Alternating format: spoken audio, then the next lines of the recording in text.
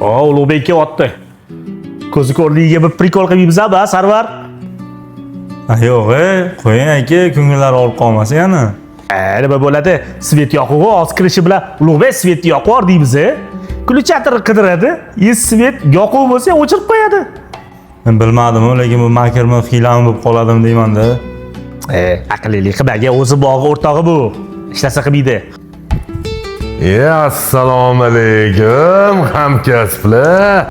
Va alaykum assalom. Svet yoqvar o'rtoq shundoq.